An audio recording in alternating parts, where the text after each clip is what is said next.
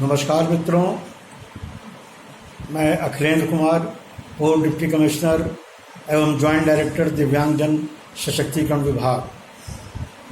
दिव्यांगम channel में आप सभी का स्वागत है और मैं आभार व्यक्त करता हूं विष्णुकांत मिश्रा जी का, जो राष्ट्रीय अध्यक्ष विकलांग साथी ट्रस्ट और इस दिव्यांगम चैनल के मुख्य संयोजक हैं।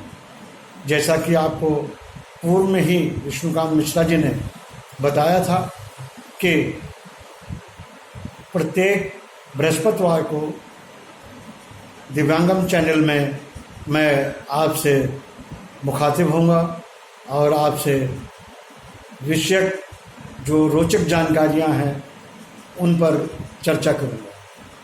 तो मित्रों, आज हम आगे इस कड़ी में बढ़ते हैं और हम आपके लिए आज लेकर आए हैं विकलांगजन अधिकार अधिनियम। इसमें मैं आपको बताना चाहूँगा कि दिव्यांगजन अधिकार अधिनियम 1995 में 12 दिसंबर को पारित हुआ था हमारे पार्लियामेंट द्वारा और 7 फरवरी 1996 को पूरे भारत में इसको लागू किया गया।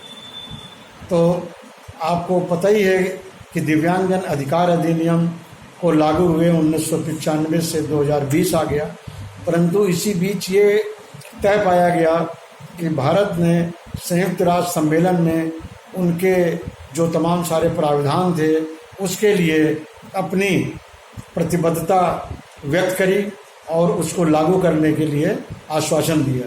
उसकी कड़ी में पुनः पार्लियामेंट द्वारा 27 दिसंबर 2016 को पुनः निःशक्त जन अधिकार अधिनियम 2016 के नाम से एक नया एक्ट पास हुआ और 19 अप्रैल 2017 को पूरे भारत में इसको लागू कर दिया।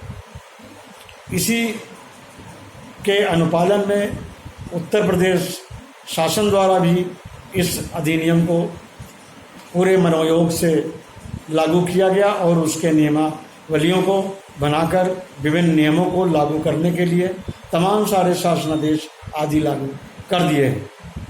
मैं मित्रों ये बताना चाहता हूँ कि पुराने अधिकार अधिनियम जो आपका दिव्यांगजन अधिकार अधिनियम था 1995 का, और ये जो नया 2016 में right to persons with disability act 2016 जो पारित किया गया है, इसमें क्या मूलभूत अंतर हैं उन पे हम आज चर्चा करेंगे। देखिए, पहला अंतर जो पहले था, पहले अधिनियम में केवल 7 दिव्यांगताएं विकलांगताएं ही चिन्हित की गई थी, जिसमें आप सभी को पता है शारीरिक रूप से दिव्यांग, दृष्टिबाधित दिव्यांग, अल्पदृष्टि दिव्यांग, मूक बधिर या श्रवणबाधित विकलांग दिव्यांग और मानसिक मंदित और मानसिक रोगी से जो पीड़ित दिव्यांग थे तथा कुष्ठ रोग से मुक्त होने वाले ऐसे दिव्यांग को चिन्हित किया गया था, जो 40% की दिव्यांगता की प्रमाणीकरण मुख्य चिकित्सा अधिकारी द्वारा की गई।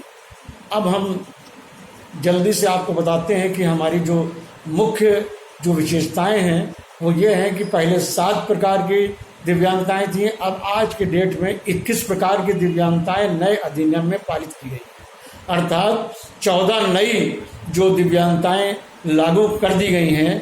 उन 7 के पूर्व के अलावा 21 में से 7 पुरानी और 14 नई। ये 14 जो नई हैं वो क्या हैं उनको हम बताते हैं आपसे। वो ये है कि पहला सेरेब्रल पॉल्सी जो है पहली दिव्यांगता है। दूसरी ड्वार्फिज्म है, बौनापन। पहले बौनापन को नहीं लिया गया था, अब बौनापन भी इसमें आ गया है। Muscular dystrophy, acid attack victim, जो एसिड से अटैक से जो तमाम सारे लोग प्रभावित हो जाते हैं उनको भी दिव्यांगता में ले लिया गया है। Chronic neurological conditions, specific learning disability, autism spectrum order, multiple disabilities बहुविकलांगता, multiple sclerosis, haemophilia, Parkinson disease, thalassemia, sickle cell disease और स्पीच इम्पेयरमेंट। पहले श्रवणबाध दिव्यांगता थी, स्पीच इम्पेयरमेंट नहीं थी, वाक का जो स्पीच का जो था वो नहीं था।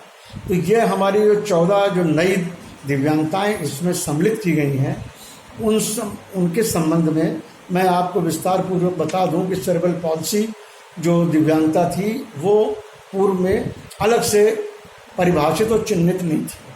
तो जो मुख्य हमारे अधिनियम की जो वो है, वो पहली तो मैंने आपको बताई कि 7 से 21 प्रकार की दिव्यांगताएं कर दी गई हैं, 14 नई दिव्यांगताएं। दूसरा जो मुख्य हमारा इसमें डिफरेंस आता है पुराने और नए अधिनियम में, वो ये है कि जो परिभाषा थी पहले, वो उस परिभाषा को और व्यापक बनाया गया है।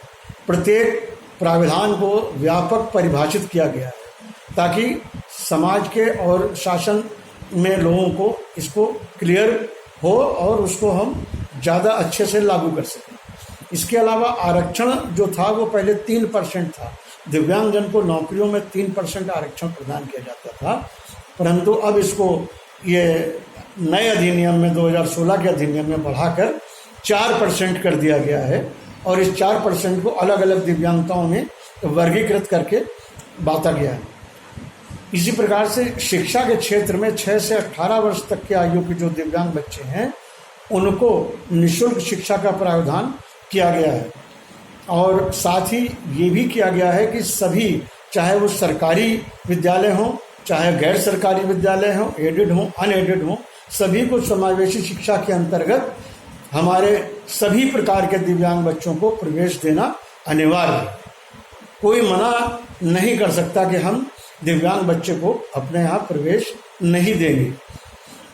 इसी तरीके से जो 5वां इसका मुख्य प्रावधान है, उसके लिए एक राष्ट्रीय और राज्य स्तर के फंड स्थापना का निर्णय लिया गया है इसमें, कि इसमें एक निधि, राष्ट्रीय निधि और एक राज्य निधि के रूप में गठित की जाएगी और उसमें एक हैंडसम अमाउंट रखा जाएगा।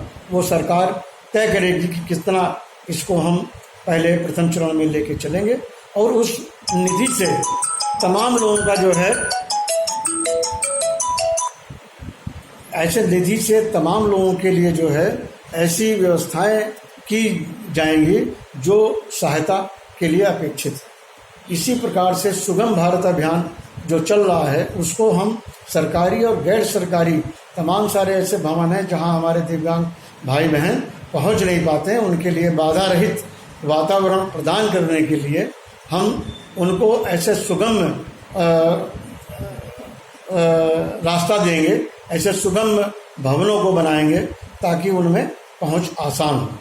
इसी प्रकार से एक गार्जियनशिप की व्यवस्था भी की गई है ताकि ऐसे जो दिव्यांग हैं जिनका कोई देखभाल करने वाला नहीं है, उसको विशेष न्यायालय से गार्जियनशिप देने के लिए उनकी चॉइस के अनुसार एक गार्जियन प्रदान किया जाएगा। जो बेंचमार्क दिव्यांगताएं हैं, जो मतलब पूर्व से चिन्हित हैं, जिनमें ये तय नहीं किया जाना है कि ये दिव्यांग हैं कि नहीं हैं, वो अपने आप स्पष्ट जो दिव्यांगताएं हैं, उन बेंचमार्क डिसेबिलिटीज़ को शिक्षा और नौकरी के लिए हम पूरे प्रावधानों को 40% की दिव्यांगता होते हुए भी हम लागू करा देंगे। प्रत्येक जिले में एक विशेष न्यायालय का गठन सरकार को करना है। उत्तर प्रदेश में भी प्रत्येक जनपद में एक विशेष न्यायालय गठित किया जा रहा है, कर दिया गया है, उसका शासनादेश भी जारी हो गया ताकि जो दिव्यांगता से या दिव्यांगजनों से संबंधित जो केसेस हैं उनको प्राथमिकता, जैसे आपने सुना होगा फास्ट ट्रैक कोर्ट जो बनाई जाती हैं, उनमें तीव्र गति से न्यायालय उन पे कार्य करता है और उस पर उनको जल्दी से न्याय प्रदान किया जाता है। तो प्रत्येक जिले में इसका किया जाएगा और इसी प्रकार से संयुक्त राष्ट्र सम्मेलन के जो उद्देश्य हैं उनके संबंध में भारत ने जो प्रतिबद्धता अपनी दे रखी है उसके अनुसार इसको पूरे भारत में लागू किया जाना है। तो ये आज के इस एपिसोड में मित्रों हम आपके समक्ष ये आज पुराना दिव्यांगजन अधिकार अधिनियम 1995 और नया निःशक्त अधिकार अधिनियम 2016 right to person with disabilities के जो मुख्य जो सेलिएंट फीचर थे, जो मुख्य जो बिंदु थे, उनको मैंने आपको अलग अलग डिफरेंस के साथ बताया कि हमें क्या नए प्रावधान मिले। मैं आशा और पूर्ण विश्वास करता हूं कि आपको इस जानकारी से लाभ मिलेगा और आगे पुनः मैं आपके सामने नए एपिसोड में नए विषय के साथ प्रस्तुत होंगे। धन्यवाद, आभार आपका। जय हिंद, जय भारत।